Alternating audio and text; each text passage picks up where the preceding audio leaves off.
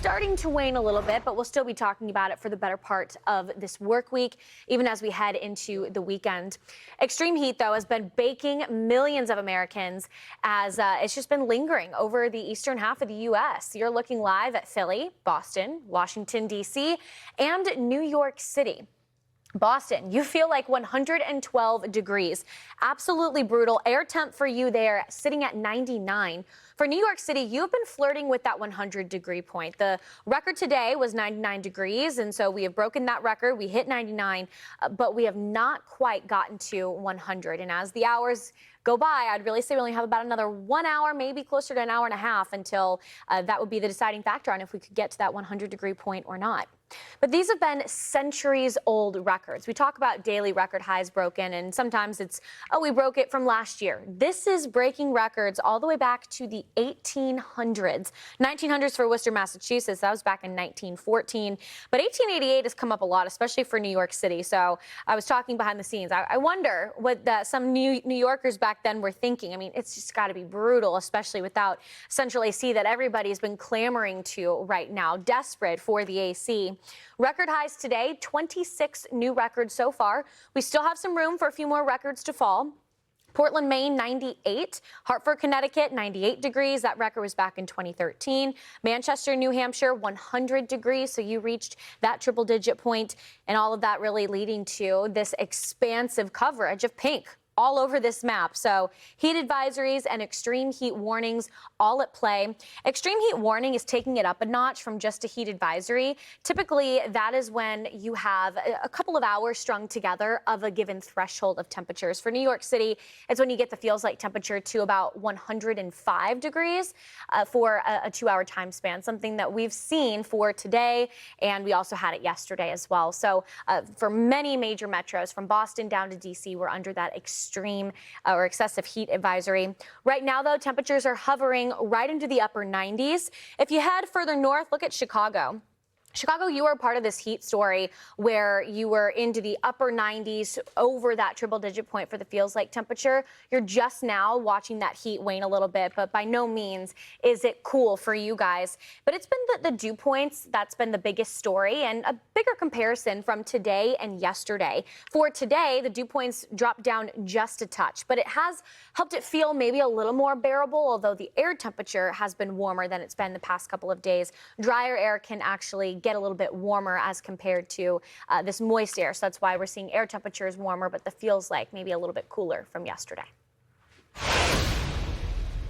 But let's zone in on the Big Apple for a second. We've been talking about it all day. Will it or won't it get to 100 degrees? Soaring temps and thick humidity are turning New York City into a steamy struggle, if it wasn't a struggle already. Yesterday, the city tied a century-old record high of 96 degrees.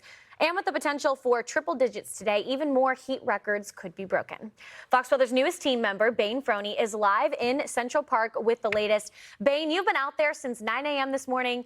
I just want to check in on you. How are you doing? Because it has been so hot. I walked outside for about 2 minutes to get lunch, and I was ready to come back to the AC immediately. You know, honestly, as long as you're in the shade, as long as you have some of that water, you're hydrating, it's not horrible. Do I recommend doing it all day? Maybe not. But, you know, there's been a lot of New Yorkers that have been coming out, and even some tourists that have been coming out to Central Park still in this brutal heat, enjoying the day. They're going for walks. Even I've seen some people running. People are playing baseball.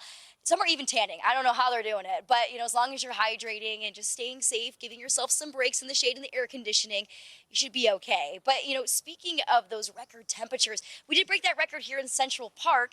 We ended up hitting that 96-degree mark just a little bit ago. And right now we're 98 degrees currently in Central Park. Now, we're still a couple degrees away from the triple digits, but that doesn't matter. It feels like it. I have my anemometer right here, and it feels like 103 right now. So, yeah, that's not lying. It definitely feels like it. And, you know, you can even see, even with these people that are coming through and enjoying this, you know, the sunshine and, you know, battling the heat, a lot of their tips are, you know, just hydrate or go get a nice and cold snack, maybe some ice cream. Some people were saying they had some slushies. I was watching people with their nice and cool drinks walking around the park, enjoying the day. You just have to be a little bit careful. Now, like you were talking about before, our dew points are a little bit lower than what they were yesterday. So yesterday was like a swamp. Today, more like a sauna. Just a little bit better, but still incredibly warm. And we've been saying the words hot over and over again. So we came up with a couple of other ones. We're going with spicy. That's not a bad one you can use. Sweltering,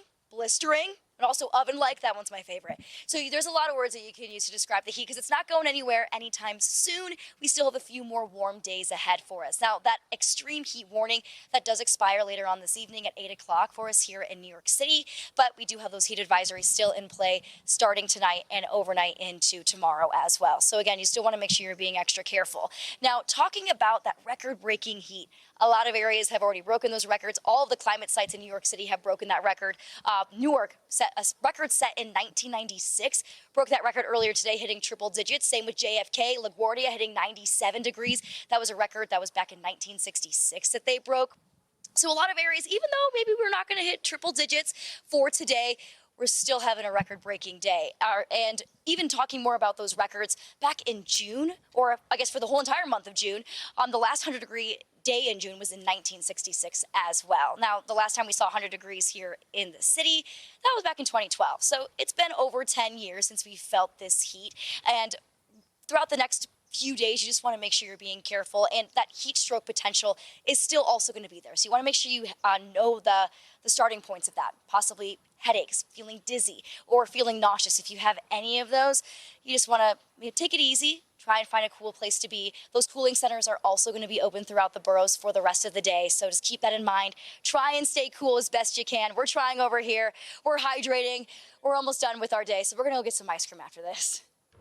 I might have to meet you there because I am almost done with my day too, Bayne. It is still just so hot outside. Now, you came to us from Kentucky, so how has New York been treating you? Are you maybe a little bit surprised by this heat for New York City? I know when I first moved in, it wasn't this warm, but it was really hot, and my dad had to call it quits after about 2 hours from moving me up into my two-story walk-up. Oh my gosh, no. Walking out this morning, I forgot where I was. I thought I was in Kentucky. I also have spent some time in Texas.